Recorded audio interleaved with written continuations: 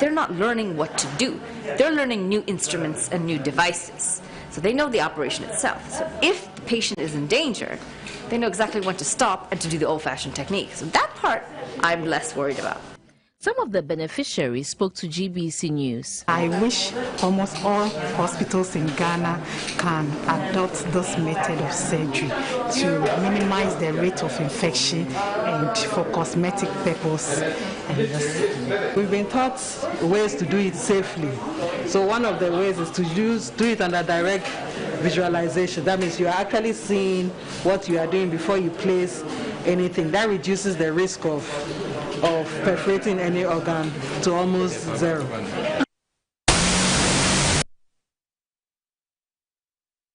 Still on some health stories, an engagement to discuss a survey on gaps identified in Ghana's healthcare system in relation to the deployment of essential tools to manage Ghana's COVID-19 situation has brought to the table experts from the Ghana Health Service, the Alliance for Reproductive Health Rights, and the World Health Organization. The panel also proposed workable solutions to the identifiable bottlenecks.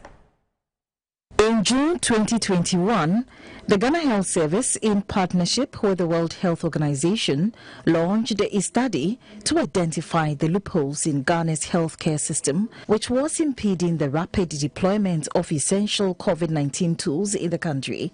As part of the World Health Organization's Access to COVID-19 Tools Accelerator Plan for Ghana, the assessment were to monitor and track health facilities, readiness and case management capacity for COVID-19 and the continuity of essential health services in the context of COVID-19. With countries facing major gaps and challenges in data systems, the study also intended to help strengthen the country's intelligence platforms and automated dashboards for real-time analysis and use of data for policy dialogue and action plan development.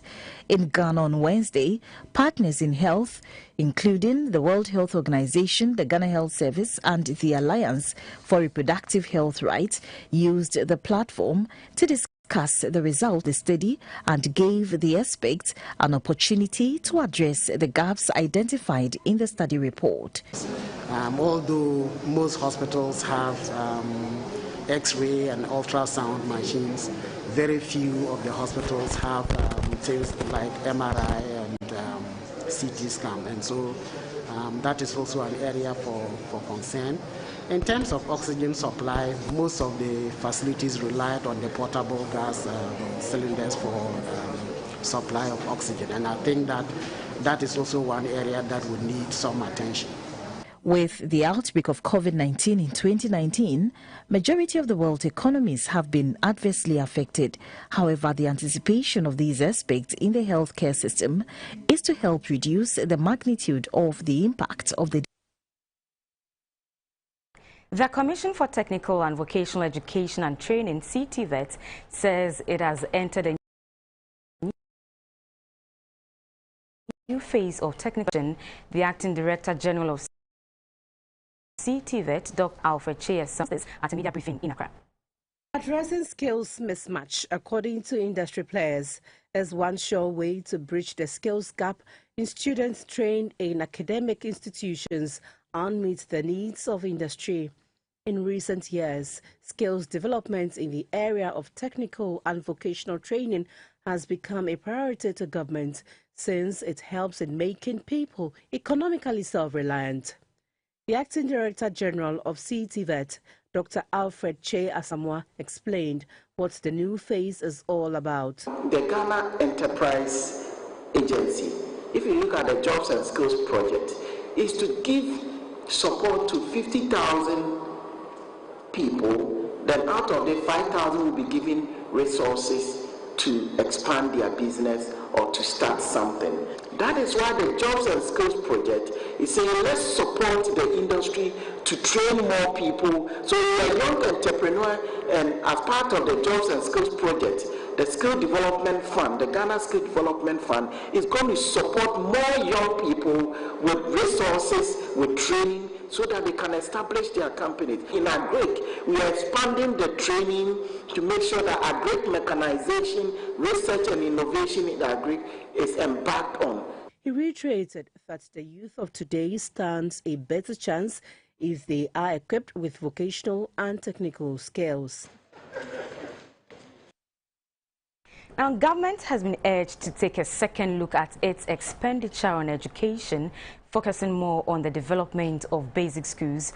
At an anniversary lecture of Keta Senior High School in Accra, an old student of the school and the Quality Assurance Officer of Ho Technical University, Reverend Dr. Kofi Ashboy-Mensah, said some children in basic schools were unable to go to school because those whose responsibility it is to ensure they are in school have failed to provide the needed resources. The public lecture was held on the theme Education for Sustainable Development. Reverend Dr. Kofi Ashboy-Mensah, an old student of Keta School and Quality Assurance Officer of the Ho Technical University, called for the provision of quality basic education for our children. And one of the things that this goal seeks to do is to bring equity and accessibility for all our boys and girls as far as learning and development of the human capital is concerned. Have introduced structures and programs to help us achieve this goal of making sure every child has free, compulsory, primary and secondary education, qualitative ones. The Dean of the University of Cape Coast School of Educational Development and Outreach, Professor George Odu, says students represent the backbone of the country's sustainable development. He said the provision and delivery of quality school education depends largely on rules and regulations. The Ministry of Education and Ghana Education Service have the responsibility of ensuring that rules are in place for effective and efficient functioning of schools within the broad framework of the 1982 Constitution. These rules include spelling out conditions for becoming and operating as a school, designing curriculum, staff recruitment and promotion, conditions for transfers and study leave, teacher behavior standards, conditions for student admission, placement, promotion, and dismissal, standard, expected behavior of students, distribution of teaching and learning logistics, and other rules that are generic by nature. The president of the Keta Old Students Association, Mr. Kojo Mata, said he recognizes the efforts of government and other partners, including parents, to achieve the free SHS policy, which he described as a laudable initiative by the government.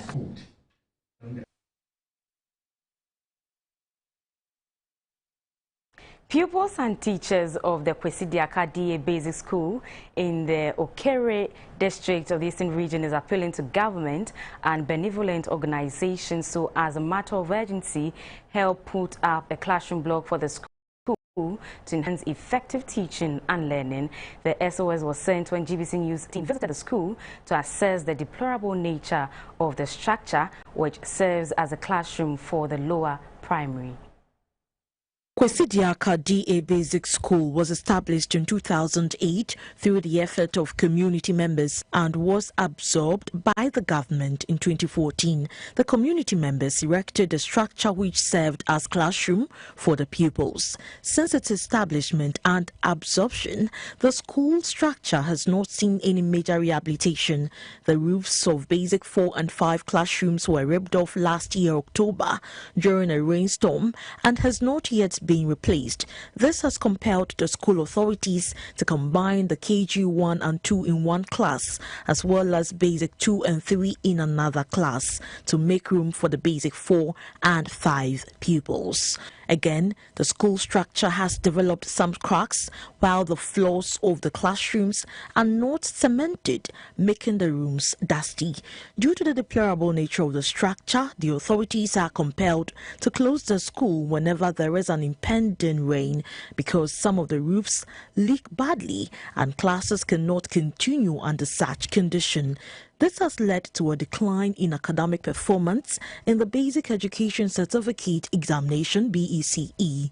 For instance, in 2018, the first batch of pupils recorded 94.6% in the BECE, which reduced to 64% in 2019 and came down further to 36.4% in 2020. The Assemblyman for Achemanting electoral area, Mr. Maxwell Ban, appealed to the government to, as quickly as possible, help construct a new classroom block, ICT lab and washrooms for both teachers and pupils in the school. Currently, the children have no washroom, which is making it difficult for them anytime the need arises. Because of the lack of proper classroom, the performance of the children keeps on deteriorating. It keeps on coming down. The first BEC performance was very, very good, about 94%, and since then it keeps on coming down. The school has no canteen and kitchen but a bamboo structure which serves as the kitchen where the matron of the school feeding program prepares meals for the pupils. The chairman of the school management committee, Mr. Lawrence Addo, also appealed for the construction of a proper kitchen and a canteen for the school. He noted that the lack of proper infrastructure in the school makes some teachers unwilling to stay whenever they are posted to the school. Some of the pupils spoke to the news team. Our school building is not good. We don't have roofing on our school building. If it is coming to rain, they will close classes early because we can't learn on the rain. And we don't have computer lab. We don't have water in our school. We are begging the government to come and build us the things. With about 200 pupils, Kwesidia Kadie Basic School serves communities such as Apesua, Huhunya, Salom, Tukunya, and Agave.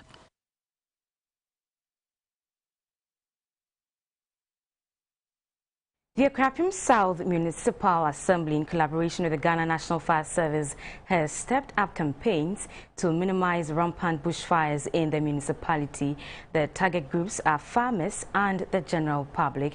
The initiative was on the theme, Bushfire, a menace to planting for food and jobs, consolidating food systems in Ghana. The campaign started with a float through the town to create more awareness on the dangers of bushfire and other preventive methods. As part of government initiative to support the Planting for Food and Jobs initiative, the Ghana National Fire Service at Koforidua launched the anti-bushfire campaign at the regional level. The Akrapim North Municipal Fire Officer, Grade 1, DO1, Martha Annan, said fire prevention has been a challenge in the municipality. She said the area recorded countless cases of bushfires in December last year till date, hence the need to enforce fire preventive methods. The challenge is that most of our farmers, when they want to prepare their farm for planting, they normally go to the farm and then they set fire to their land.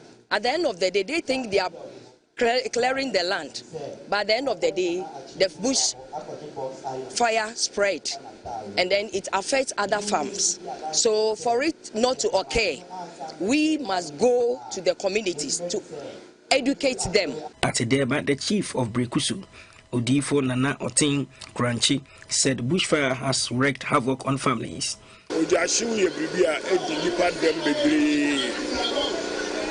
Mankasa nkasa mi okura ni bribidia ebra me ko no bia ko shim na fuma mi ko ko nyina ayeden asho ente ade a me ne me manfu kura kasa a echiri kura ni awie no beba mmode ma won aba no won akofie akọkyerẹ won bribia afu jasho because ojasho to me pata abusua ani ajapade bebre.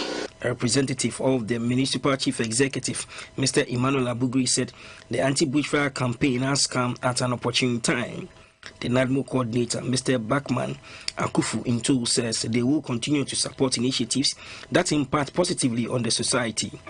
The Ebri Fire Station says they will also do more to educate farmers and the general public on the effect of bushfire in the Akrapim South Municipality. The Kiapim South Municipal Assembly has been in existence for the past 10 years.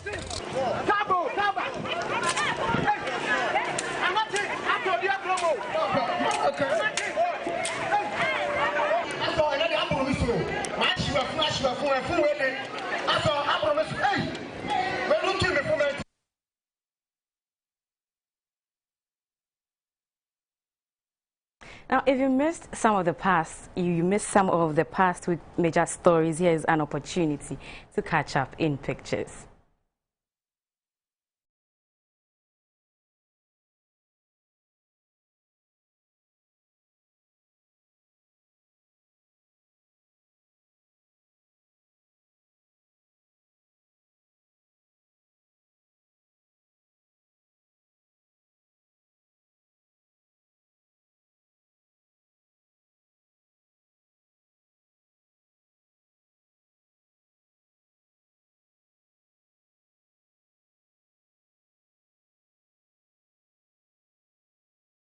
BBC News and on GTV, streaming live on Facebook and on YouTube, Ghana Broadcasting Corporation. We'll be back shortly. Please stay.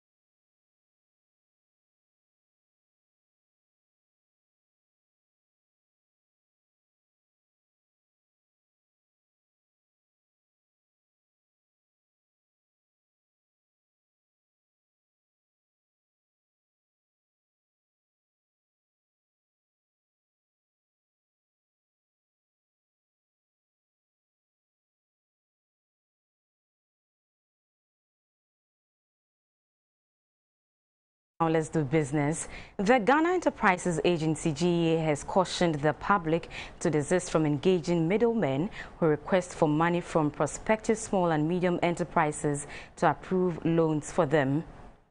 In a statement, the agency noticed in the past few weeks a re-emergence of a common type of mobile money fraud under the disguise of the GEA COVID-19 intervention programs. The agency indicated that the fraudsters call the applicants impersonating staff of the agency and request for their tax identification number under the pretense of processing their loan or help them access more funds. The targeted applicant is therefore convinced to pay an amount of money to a mobile money account. The statement urged the public to be vigilant to avoid falling prey to such unscrupulous individuals. The GEA deems this act as a regrettable indictment on its dedicated and hard-working staff. It pointed out that all approved charges related to the loan programs are paid via GEA-approved mediums or directly to the partnering banks of the various programs, that is CAPBAS, INCOSWO and COVID-19 Response Grant. The GEA urged the public to ignore calls or messages making demands of this nature.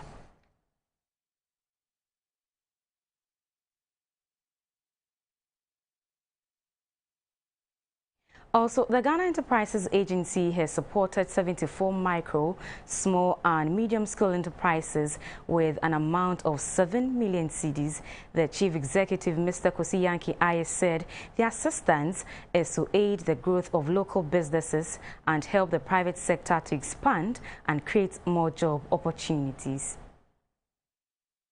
COVID impacts around the world has really impacted negatively and in some cases positively for various MSMEs. So through government's intervention and the President's leadership, funding was made available to support MSMEs. We started with the 600 million CAP business support, where we supported over 300,000 and got support from other partners such as MasterCard Foundation and others to be able to accelerate the growth of SMEs, to ensure that they are able to have enough requisite support to be able to create employment and also strengthen and transform the economy.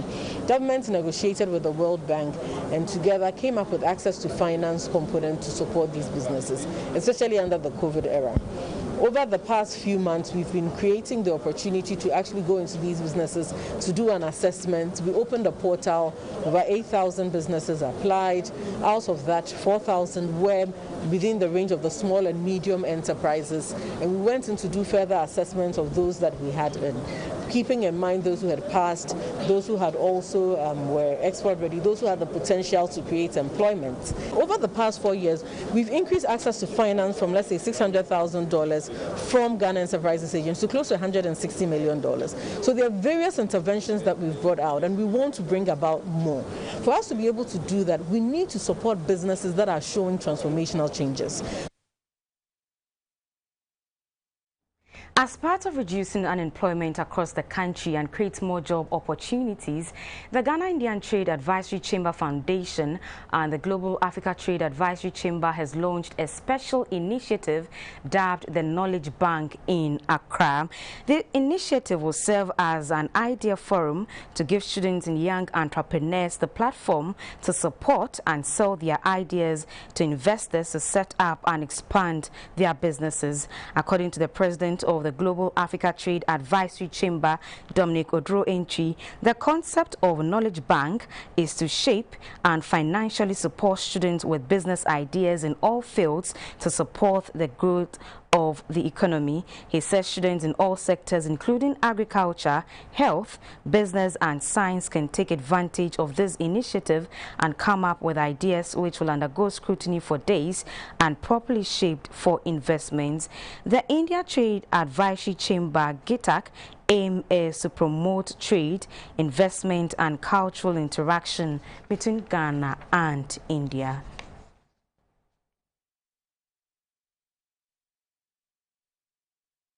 Finally, in business, Brongahafo Women Cooperative Cocoa Farming and Marketing Union has been inaugurated in Sunyani.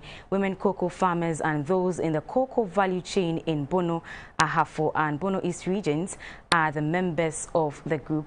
Among others, the women in cocoa believe this move will give them a voice and help address pressing issues like access to credit and land. A representative of Ghana Cocoa Board, Mr. Dr. Messi Samoa, said the formation of BAFCOF will help improve data on women in cocoa and facilitate the rollout of measures to modernize cocoa production in Ghana. The session was attended by members of the union from Domahinkro, Bechem, Brekum, Techiman and Gosu, among others. They were joined by officials of Cocoa Board as well as regional and district chief farmers from the Bono Ahafo and Bono East regions. A representative of Cocoa Board welcomed the formation of the union, saying it will facilitate the rolling out of mechanization and other measures to take the drudgery out of cocoa farming. She further urged the women to adopt modern practices and approach cocoa farming as a business. The way to do cocoa farming now is to do serious business. Serious business where herbicide and weedicides are unacceptable due to the deleterious effects on the soils and on the environment. Where with the climate change already close at hand, rain-fed agriculture is no longer tenable, and thus cocoa cultivation must be by irrigation and nothing less. The chairperson of the Bono Ahafo Women Cooperative Cocoa Farming and Marketing Union, BOCOF, Madame Martha Adai Mununkum, said through the union they hope to advance women's issues while exploring alternative livelihoods outside the cocoa industry. Cocoa board, and I'm going to issue.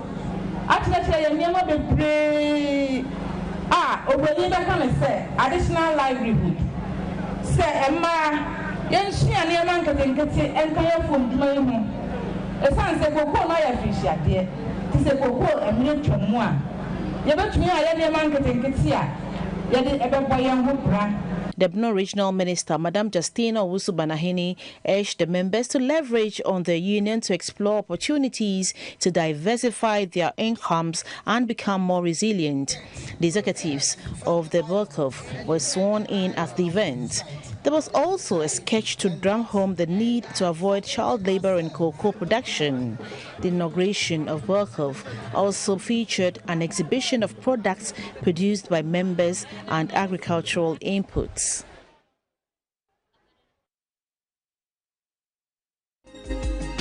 Asamba na abebuaba